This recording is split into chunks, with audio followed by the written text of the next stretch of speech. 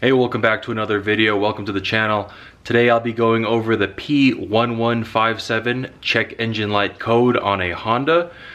This Honda in particular is a 2003. It was driving me nuts with this check engine code, but I finally got it, and I'm gonna go through the steps that I took to solve that check engine light code. Maybe it'll help you out. So essentially what this code is a faulty first or primary O2 sensor, the one in your exhaust manifold or your downpipe before the catalytic converter. And it's either an issue with the sensor or an issue with the wiring. So, you know, you could probably just go ahead and replace the sensor and you'll probably be fine. Wiring typically doesn't go bad. But in my case, I went ahead and I redid the wiring just to make sure 100% everything was good. Turned out it wasn't the wiring, and I needed to go get a good sensor for it in the end. So let me walk you through the steps on how you diagnose your wiring so you can figure out if it's the sensor or the wiring. So what you want to do, this is a K24A4. It's the 2.4 liter VTEC engine found in the 2003 to like, I don't know, like 2008 Accord. And the O2 sensor is down there. You can kind of see it, but the wiring for it comes up here, and I already disconnected the plug, but the O2 sensor plug is here and the harness side is here. So what you want to do is you want to jumper the red stripe and red wire pins together. So if you're looking at it with the clip facing down, so the clip that secures the two connectors together, not the clip that, not this mounting slide clip, but the actual clip that secures the sensors together. If you have the clip on the bottom, it'll be the bottom two pins. The other two pins are black, or on the O2 sensor side they're black. On the harness side they're green and white with a black stripe, and what those are wires for the heating element. So what you want to do is jumper the red wire and the red with yellow stripe wire pins. And then we can go inside the car and diagnose from there.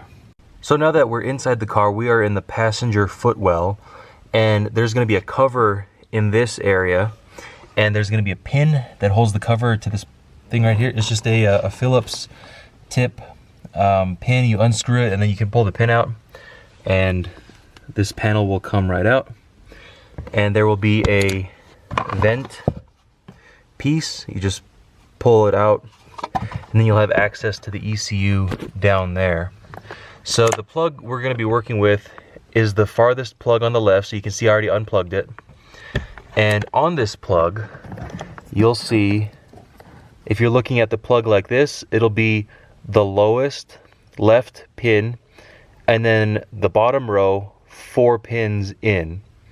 And those 2 pins will be the red pin, or the red wire, and the red with white stripe wire that we were working with earlier.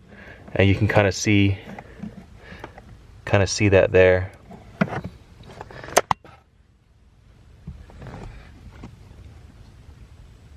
Yeah, there we go. So you can see that I've already soldered a wire to it and ran that wire into the engine bay just to doubly make sure that everything was good. But right there, red wire, red with yellow stripe wire. And what you're gonna do is you're gonna look for continuity between those 2 pins, because we've looped it on the engine bay side. So there should be continuity between those 2 pins.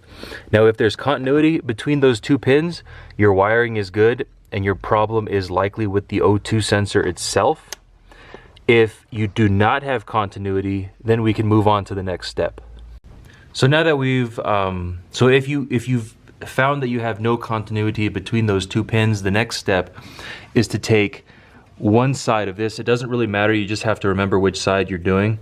I'm gonna leave the red wire pin connected, so it's gonna be this side connected. I'm gonna connect this pin to ground, and this is a decent ground as any, I suppose. So the red pin, or the red wire pin, is now connected to ground. And with that done, we can head back inside the car and proceed from there.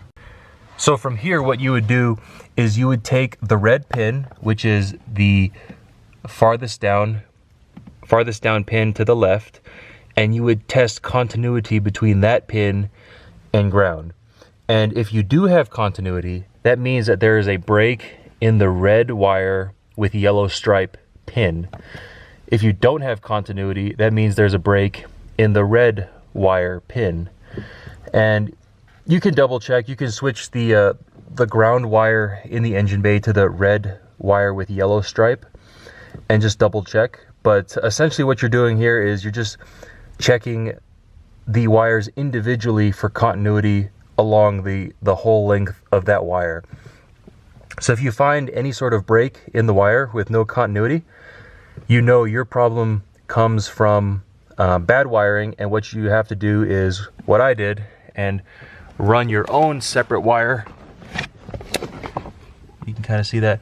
Run your own separate wire and solder it to the ECU plug. Now I got some wire from Home Depot, and I poked a hole in the rubber grommet in the engine bay and just fed it through. Cut the OEM wiring on both sides and just wired in my own wiring, and everything is perfect. So now if you've done those tests and you found you have continuity through your wires, and perhaps you've even gone and replaced your O2 sensor and you're still getting the check engine light, you may be thinking, what's going on? Where do I go from here? Well, I did the same thing. I replaced the O2 sensor with a sensor I had gotten on Amazon for like 30 bucks. And as it turns out, these cars are fairly sensitive when it comes to O2 sensors, and they really only like OEM sensors for whatever reason. So, if you've tried the other O2 sensors and they don't work, chances are it could be just the sensitivity of your ECU. Now these OEM O2 sensors, you can tell because it has this style. Come on, focus. It has this style tip in the sensor that gets stuck into the exhaust stream, as well as a length of black cover, the wire holder portion, then it has the blue cover and the black plug. So these are the OEM style sensors, and unfortunately they are quite expensive online. To get an actual OEM sensor is anywhere from $160 to $200. But if you need to get your check engine light fixed so you can pass inspection or pass emissions, you may just have to bite the bullet and go ahead and buy it.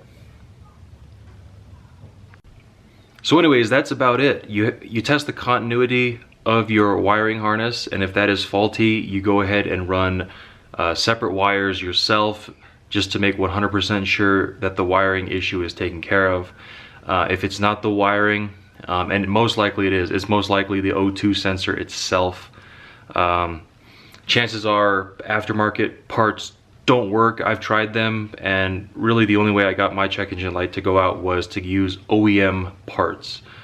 But even then, the OEM sensors are pretty robust and don't fail very often. At the junkyard I looked around and most of the Accords there had OEM sensors. So you can kind of assume that these sensors don't go out very often. So if the sensors don't go out very often and your harness there's no way for it to get a break in the system unless you're really rough on the wiring harness for whatever reason. Chances are you're probably not going to be seeing this check engine light code. But for the few of you that have run into this code and are watching my videos, and hopefully this video kind of pointed you in the right direction and helped you out, and hopefully you can get your check engine light fixed. Anyways, thanks for watching. Give this video a like if you will, sub to the channel if you haven't, and I'll catch you next time.